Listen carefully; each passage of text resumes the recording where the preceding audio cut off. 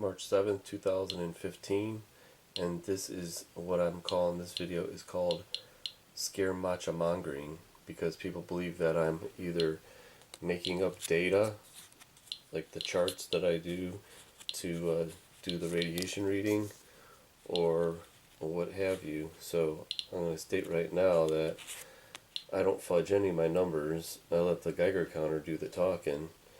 And I grow Camellia sinensis, which is just right here, and there is very little radiation. If there is, it's a minuscule amount that occurs naturally within this leaf.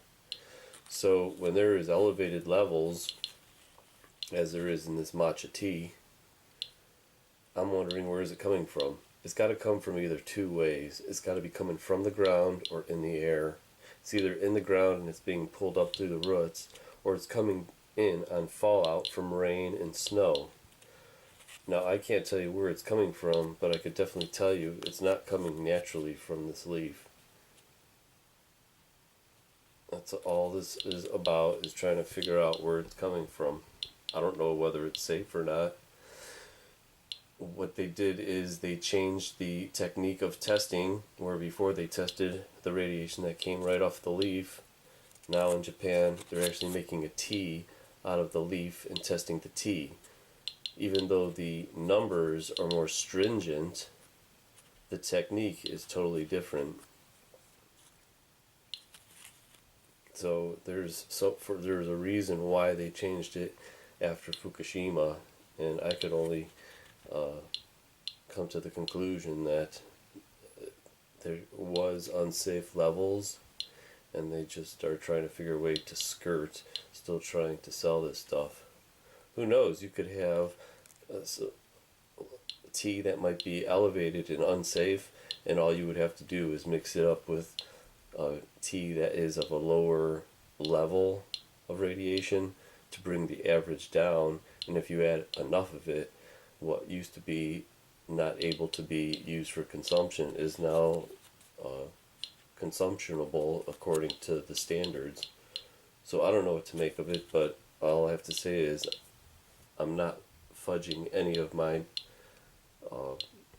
tests, and it's the Geiger counter that's doing the talking.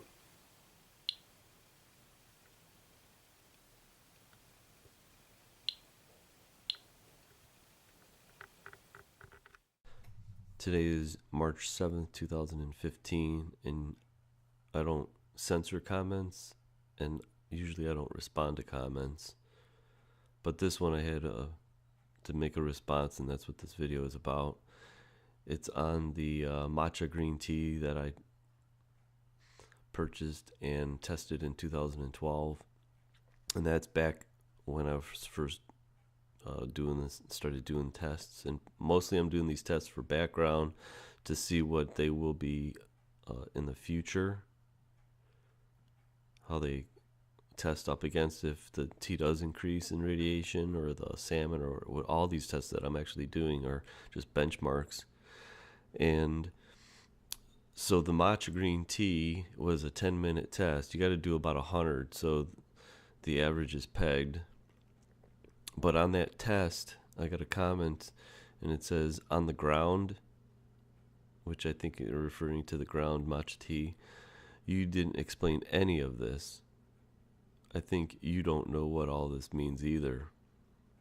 I think you got a hold of that graph thing and just stuck it on some matcha, because, Japan had a nuclear meltdown, blah, blah. I think you need to stop being so paranoid. You're a wacko. All right, first of all, these tests are being done, like I said, for benchmarks to be tested against. Hopefully I'll be around in 20 years and I could do some tests and see if this is actually getting better or worse. And from the reports, it is actually getting worse. I think they just left one of the meltdowns. There's nothing they could do, so they're not even doing anything to one of them. They just left it. But that's besides the point. So the other point is this green tea. I actually grow Camellia sinensis as an ornamental, and I tested the leaf. There is hardly any. It might be 1 part per million. If you add a million parts to that, green tea leaf, maybe one part of it might be radioactive. So if there is naturally some radiation in it, it's very little. So you could check out that test and search the green tea leaf test, because there is hardly anything in it. That being said, matcha tea, the way they make matcha, it's finely ground matcha tea. It's finely ground or milled green tea powder, and traditionally they grind them, I think, on between granite. But I don't think they're probably making all the green tea that way, so they're grinding them somehow. I was thinking maybe if they are grinding them with granite, since the granite is radioactive, maybe there's some slight powders that are coming off that granite, but I don't think that is going to be the natural cause of the radiation, which would be very low in that green tea leaf. So you got to deduce, where is the radiation coming from? Since green tea, the matcha, the way they grow it is they cover it for a certain amount of time with they'll put bamboo over it, they'll construct structures over it to shade the tea leaves on the Camellia sinensis, the green tea plant. It's being shielded, and that's what makes this special. It turns the color of the leaf. So the production of matcha is made from shade-grown green tea leaves. It's also the preparation of green matcha starts several weeks before the harvest. It can last up to 20 days. It's when the tea bushes are covered to prevent direct sunlight on them. This slows down the growth and stimulates the increase of chlorophyll levels, which turns the leaves darker shade of green and causes the production of amino acids. However, if the leaves are laid out flat, they will sometimes crumble somewhat and become known as tencha.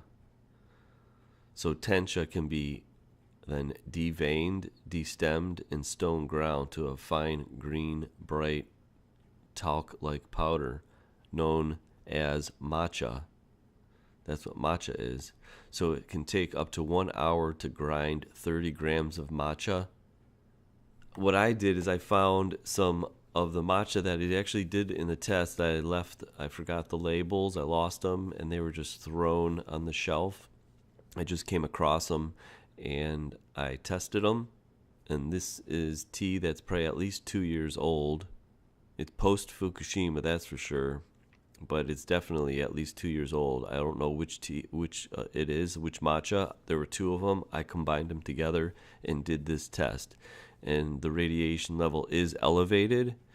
So the Geiger counter is picking up it's a very sensitive Geiger counter. It'll pick up all forms of radiation: alpha, beta, gamma, and neutron. So what kills me is this guy, the comment is making it sound like somehow I am fudging the chart. Where am I going to get the radiation to make that chart from? First of all I'm doing on every one of my tests is I put the Geiger counter up on all my subjects, which is hooked up to a computer in the software, and I actually save the data file for every subject. So I have a graph and a data file. So that is a good reason why I probably did that, is to prove that I'm not making any of this up. The Geiger counter doesn't lie, and I'm not fudging anything. So that is the gist of this video, and now you can proceed and see what the numbers show. Well, then also another thing to add is my conclusion is when I'm getting comments that state that my videos are irresponsible scaremongering, or my video tests are useless and misleading, that everybody is to their opinion, and I do not censor or delete comments.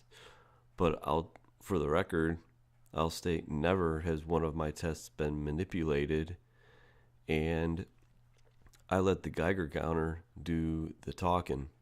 And until I get more expensive equipment. I stand by my tests, and every test I do have been to establish benchmarks to see where we're at 10, 20 years from the Fukushima disaster. And that's the whole reason of doing all of my tests, and it's the only reason.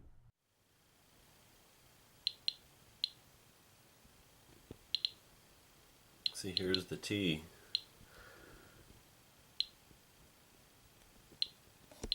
Let me put it on the sieverts.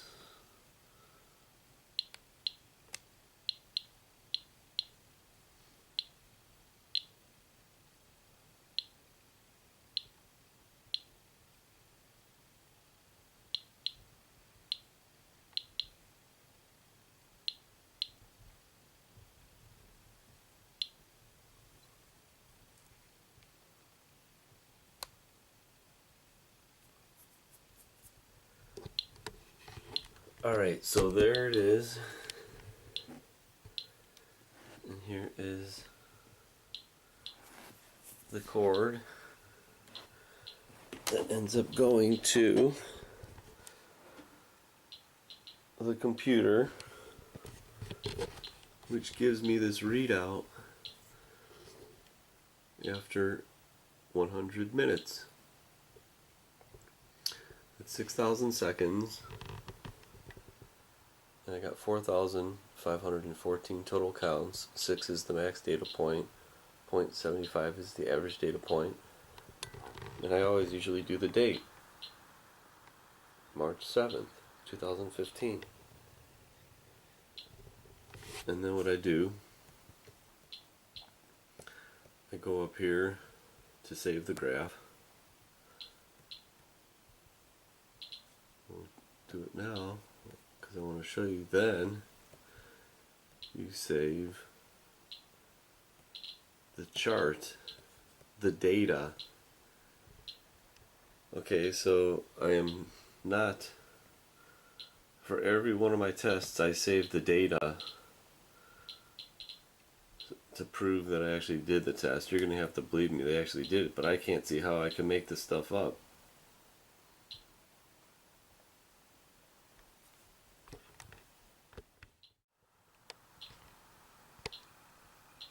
March 7th, 2015, and this is the second test that I did on that matcha. And it's clicking away. 100 minutes, 6,000 seconds, 4,501 total counts. 6 is the max data point. 0.75 is the average data point. And I'll tell you right now, you got 2.6 max data point right when it went off. And when you do background, there's no way, there's hardly ever any 6s in background. Usually all in these 1s and 2s and occasional 3s.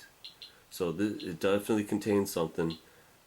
I really probably can't identify it, but there is still something in there after 2 years of sitting around.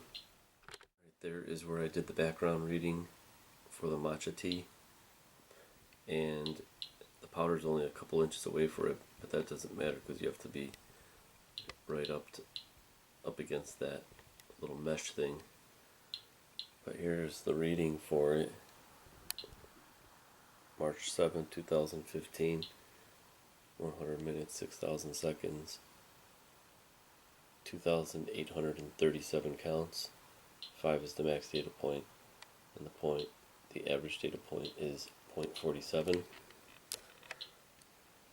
So even if you take 0.50, cut that in half, 0.25, because the matcha measured 0.75. So half of the background radiation is what's coming out of the matcha, and I don't believe that's coming from the chlorophyll or the stems or the green tea itself. It's got to be coming from somewhere else. Whether it's safe or not, I couldn't tell you. I just wouldn't be drinking. I'm not saying that there's cesium or anything in there, but for some of the stuff that is testing positive for cesium, but for at safe levels, I'd rather drink nothing than to consume anything knowing that it has the cesium or any type of radiation in it. But you're going to have to make that choice. This video is just to show you that I am not fudging any results.